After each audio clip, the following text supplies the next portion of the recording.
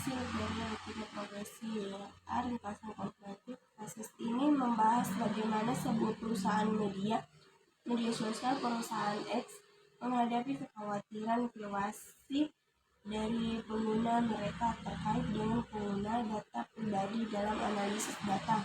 Langkah penyelesaiannya melibatkan peninjauan kebijakan privasi, peningkatan transparansi kepada pengguna, dan memberikan kontrol lebih kepada pengguna atas data mereka.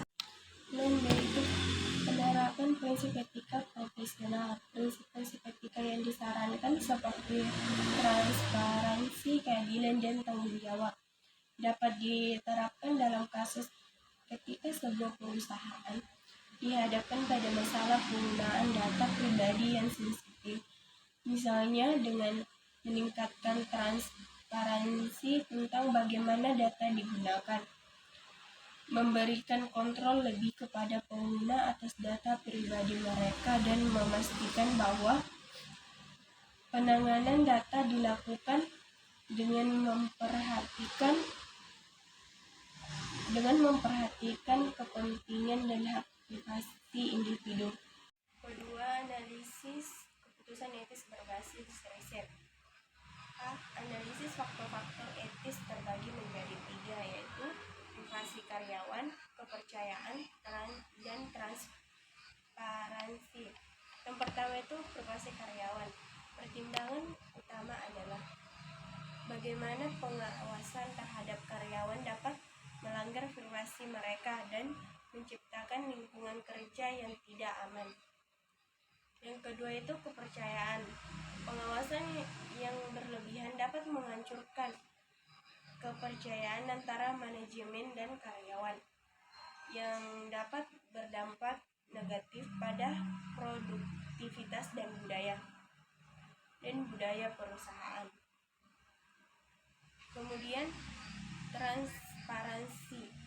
Karyawan harus diberi tahu dengan jelas tentang jenis data yang dipantau dan tujuan pengawasan sehingga mereka dapat membuat keputusan yang sesuai. B. Pengaruh prinsip bisnis sebagai profesi luhur. Prinsip bisnis sebagai profesi luhur seperti keadilan, integritas, dan kepatuhan hukum dapat memengaruhi keputusan dalam studi kasus tersebut dengan mendorong perusahaan untuk memprioritaskan kepentingan dan hak karyawan. Misalnya, dengan memastikan bahwa pengawasan karyawan hanya dilakukan untuk tujuan yang jelas dan sah, menghormati privasi individu, dan memberikan karyawan kontrol yang cukup atas data pribadi mereka. Perusahaan dapat memastikan bahwa keputusan yang diambil menghormati prinsip-prinsip etis dan menciptakan lingkungan kerja yang sehat dan produktif. Soal ketiga, tinjauan literatur tentang dampak cybercrime. Yang pertama itu artikel 1. Artikel ini menyoroti dampak ekonomi dari cybercrime secara global. Penelitian menunjukkan bahwa cybercrime memiliki dampak yang signifikan terhadap ekonomi, termasuk kerugian finansial bagi individu, perusahaan, dan pemerintah. Ini mencakup biaya pemulihan kerugian bisnis dan hilangnya kepercayaan pelanggan. Artikel ini juga menekankan kepentingannya kerjasama internasional dalam penanganan cybercrime. Artikel kedua. Artikel ini mengeksplorasi dampak psikologis dari cybercrime pada individu. Penelitian menunjukkan bahwa korban cybercrime sering mengalami stres, kecemasan, dan depresi sebagai hasil dari pelanggaran privasi dan kerugian finansial yang disebabkan oleh serangan kiber. Artinya, ini menyoroti pentingnya dukungan psikologi bagi korban cybercrime dan pendekatan holistik dalam penanganan dampak psikologis dari serangan kiber.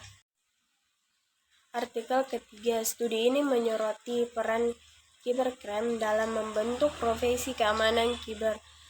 Penelitian menunjukkan bahwa dengan meningkatnya ancaman cybercrime, permintaan akan profesional TI yang terampil dalam keamanan informasi juga meningkatkan.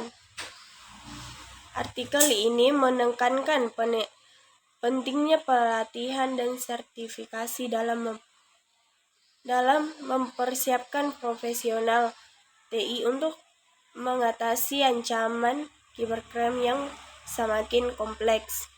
B. Kontribusi profesi IT dalam penanganan cybercrime.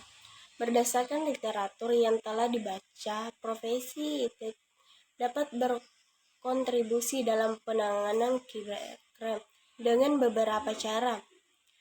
Pengembangan dan implementasi teknologi keamanan. Profesional IT dapat berperan dalam pengembangan dan implementasi teknologi keamanan informasi yang efektif untuk melindungi sistem dan data dari serangan kiber. Pendidikan dan pelatihan profesional TI dapat berperan dalam meningkatkan kesadaran dan keterampilan keamanan kiber melalui pendidikan dan pelatihan. Ini termasuk menyediakan pelatihan keamanan informasi kepada karyawan, mengadakan seminar dan lokernya tentang keamanan kiber, dan mendukung program pendidikan formal dalam bidang keamanan informasi. Pengembangan kebijakan dan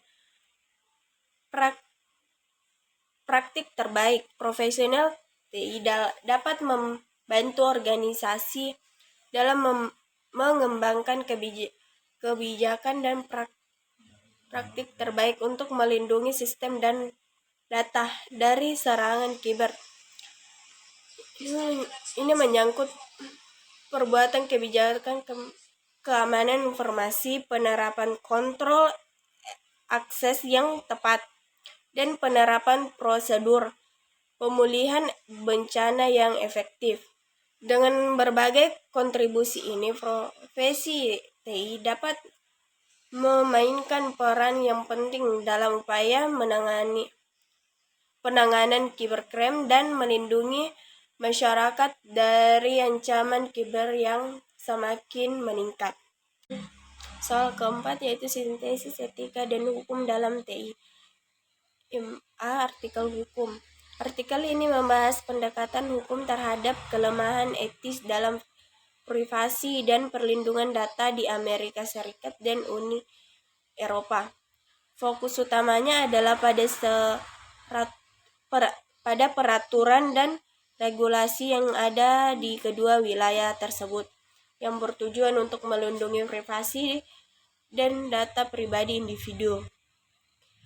Penelitian ini menyoroti perbedaan dalam pendekatan hukum antara Amerika Serikat dan Uni Eropa, terutama terkait dengan kekuatan perlindungan data, hak individu, dan sanksi terhadap pelanggaran privasi.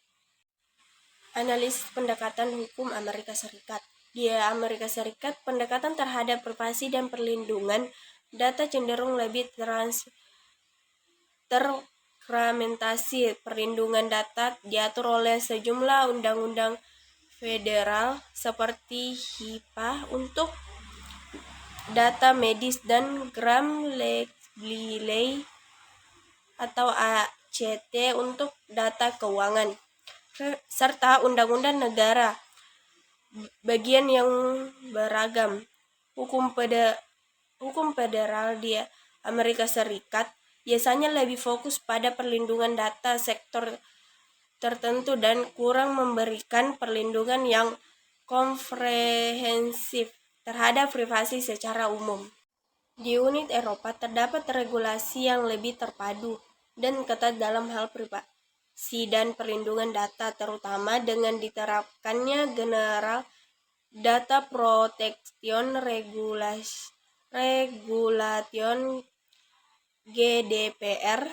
GDPR memberikan hak privasi yang lebih kuat kepada individu, termasuk hak untuk mengakses data mereka, hak untuk dilupakan, dan persyaratan ketat untuk mendapatkan persatuan untuk penggunaan data pribadi.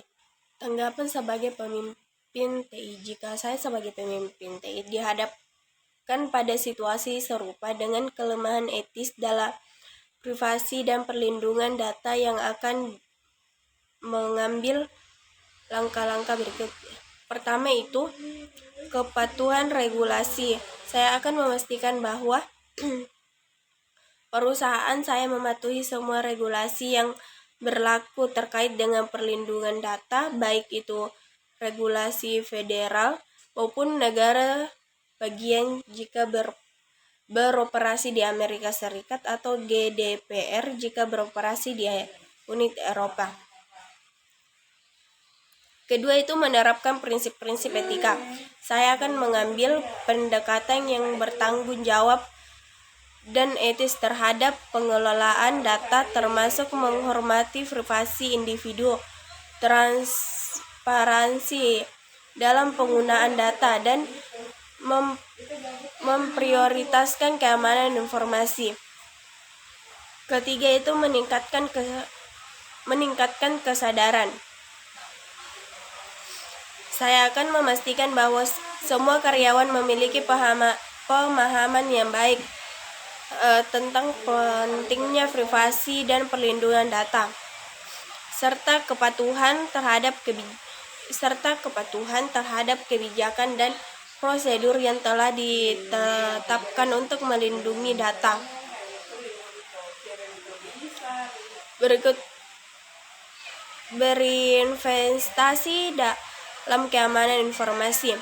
Saya akan mengalokasikan sumber daya yang cukup untuk investasi dalam teknologi keamanan informasi yang canggih untuk melindungi data perusahaan